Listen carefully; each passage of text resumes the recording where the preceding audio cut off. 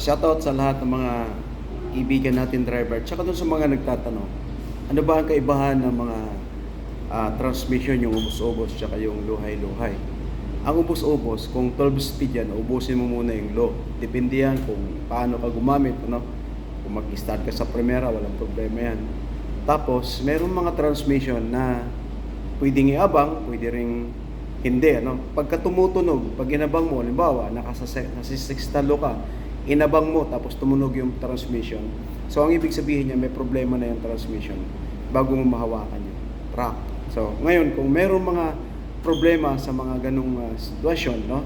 Eh di, kalasin mo muna yung 6 tapos abang mo yung high bago ka mag-primera. High, ano? Pero, may delay. Diba? May delay yan. Kasi bunot 1, bunot 2, high 3, ay kakambyo muna siya sa primera high. Merong delay kumpara doon sa nakaabang ka. Pagbunot mo, pagbunot mo mula sa low ng 6 talo, tapos naka-high na siya, automatic yung transmission mo, doon pa lang siya magpapalit papunta doon sa high range, ano. So ngayon, ang sinasabi ng iba, parang mali pag nagabang. Kung ikaw ay nakahawak ng mga IH ng araw at saka mga Detroit, na ang transmission is Polar Road Ranger, no? Walang kaibahan yan sa Howo at saka sa Huhan at sa ibang mga truck. Ngayon, nagkakaroon ng problema yan. Pag may problema yung selector mo sa loob, ay kumbaga lost na siya. Pag high mo pa lang, automatic niya tinutulak. So yun yung iingay yung transmission. Pero pag inabang mo, tapos di mo naman binunot, ay walang problema yan. Pangalawa, ang 16 speed ng mga modelo ngayon ng mga sakyan, 16 speed, yung tinatawag po natin na primera low, primera high, segunda low, segunda high. Ubus-ubus yun, ano?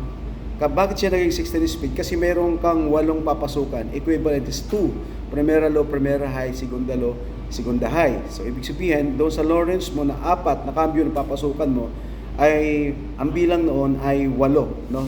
Tapos sa high range naman, ay meron din siyang 4, quinta, sixta, 7, and 8. So, meron din siyang 5 low, 5 high. So, kaya siya naging 16 speed. Ngayon yung iba nagtataka. Huwag kayong magtaka. Kasi kami nagtuturo kami para hindi ma-damage yung transmission. Kami ay nagtatanong sa mga driver, ano ba yung nakasanayan mo? Pag nag-tread test ka, alam mo ang hino, alam mo yung huwo, alam mo yung suso, doon ka namin tread test. Ngayon, dahil sa marami kaming mga unit, iba't ibang mga unit, no? Kaya namin tinuturuan sila para pwede silang gumamit ng ibang unit. Pwede sila sa Howo, pwede sila sa Dumping, pwede sila sa IH, pwede sila sa Isuzu, pwede sila sa Hono, sa Huwo, sa Isuzu, at saka sa Daiwo, at saka sa Hyundai. So, ibig sabihin, yung aming pong tinuturo para doon sa transmission, yung gearing familiarization, ay akma doon sa knowledge ng isang driver. Hindi ho namin kinu-question kung magaling kang driver, kung marami ka nang narating, galing ka ng abroad, etc., etc. Importante, alam mo, dapat gamitin yung transmission ng truck na hahawakan mo. So, yun lang, shout out sa lahat. Kaya ho namin pinipino, nililinis yung pagkambyo ng driver dito pa lang sa training room. Para sa labas, wala nang pag-aaral. Ayaw namin na nabibitin yung driver, na nagkakaroon ng problema sa transmission, ayaw namin na nasusunugan. Kaya training muna namin. Yung pagiging driver, hindi namin question yun. Kung matagal ka ng driver, sige, pakita mo, sabihin mo sa akin, kung kaya mong i-drive yan, ipapadrive ko sa'yo. Pero dapat smooth lang. Normal, kung mayroong pagsabit, mayroong konting garalgal, pero dapat, wag naman sana, halos maubos mo na yung cambio, puro sabit, puro garalgal, puro jerking, puro dubbing yung sasakyan mo. Ibig sabihin, hindi mo masyado napapamiliarize yung gearing, at saka yung speed, at saka yung RPM na dapat ina-apply mo sa tuwing ikaw ay magkakambyo. So yun lang, shout out, maraming mga nagtatanong. Kami kasi dito, iniiwasan namin na mawasak yung transmission ng isang sasakyan. Kasi pagka nawasak ang isang transmission, ay malaki damage yan, malaking gastos. Yung truck na dapat nasa operation yan, tumatakbo, pag nasiraan ng transmission, tapos na. Pinutol mo na yung operation ng isang truck. Kaya sa driver, pagka kami nagtanggap, nag-interview kami, tinatanong namin, so anong truck na iniwan mo nung ikaw ay pumunta rito, nag-apply? So yun ang papagamit namin sa pag-tread test, no? Pero hindi dapat isang truck lang ang alam.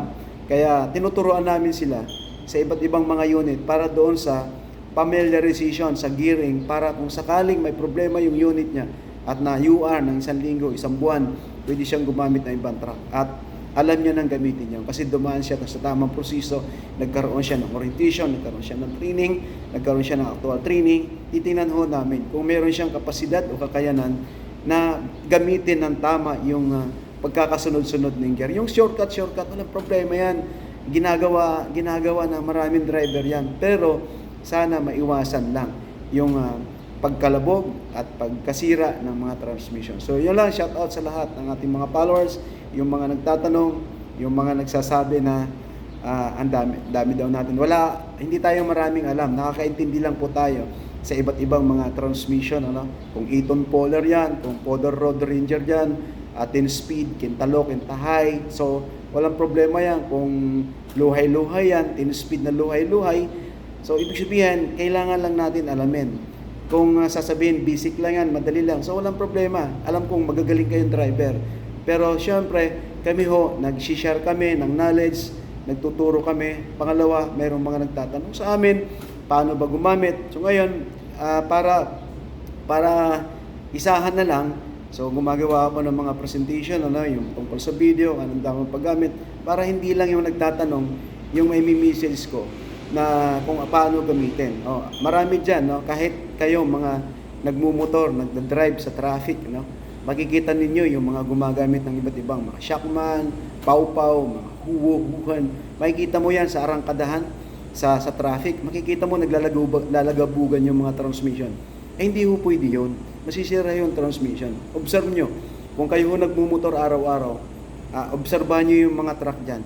Ang lagi mong maririnig diyan yung kalabog, yung garalgal ng transmission. Hindi ho tama ho. Kasi pag tumutunog yung transmission, ibig sabihin mayroong problema doon sa gearing mo. Yung sa pagpalit mo ng cambio, may problema doon.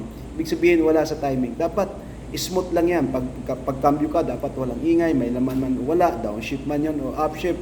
Dapat lahat inaaral ho yan. Kasi pag once na nagkamali ka, ibig sabihin nagbabanggaan yung mga gear ng transmission sa loob, na yan ang nagiging sanhin ng unti-unting pagkasira. Ang unang naapektuhan dyan, yung maliliit na gear ng iyong transmission. Pagka bigla mong nabitawan, bigla mong naipasok, lalagapak yan, tutunog, kalaunan, masisira na yung transmission. Kaya maraming umaaray ng mga owner ng mga tracking dahil hindi, alam kong i-drive yan, hindi. Alam ko driver ka, trailer driver ka, magaling ka. Pero dapat, pag training test po tayo, magtanong tayo, paano ho ba ito? Ano ba ano yung mga dapat kong i-improve? Ganun ho, para at least aware tayo. Dapat makakatulong ka sa kabuuan ng operation. So yun lang, sinasabi ko lang, kasi maraming nag-question, maraming nagtatanong na bakit daw ako nagagalit. Siyempre, hindi ako nagagalit. Sinasabi ko lang, wag mong ituloy.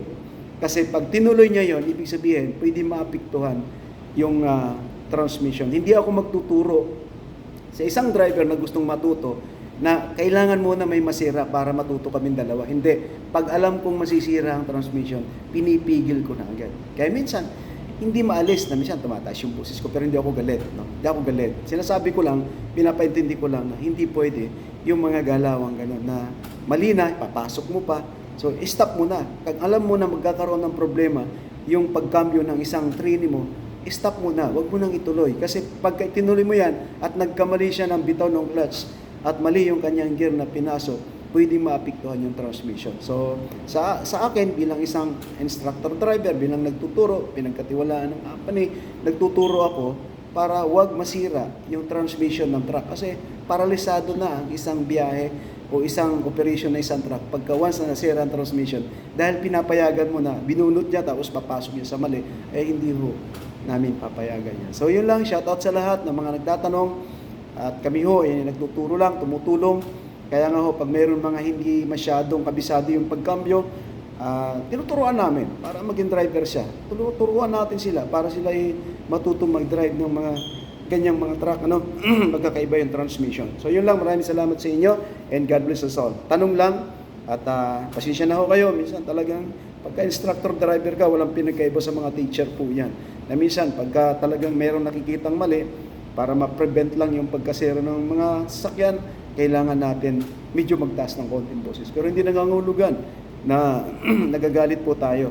Sa dami na ng mga driver kong tinuruan, marami na mga nangarap na maging driver from 0 to articulated driver. So ngayon, natututo sila dahil hindi ko sila pinapayagan. Pag mali, stop na. Kailangan ilagay natin lang sa tama para at least matuto ka, masanay ka doon sa tama. Hindi yung gagamitin mo yung, although hindi nila alam yun na mali yun, pero sa akin bilang isang nagtuturo, kailangan alam ko yung mali na pwedeng maging sanhi ng pagkasira ng transmission. So yun lang, maraming salamat sa inyo and God bless us all. Ang inyong lingkod, ang passion ko is makatulong, makapagturo, maraming mga kababayan po natin maturuan sa tamang pamamaraan, ng tamang paggamit ng iba't ibang unit, iba't ibang mga transmission na ginagamit po natin sa mga malalaking sasakyan. So yun lang, maraming salamat sa inyo.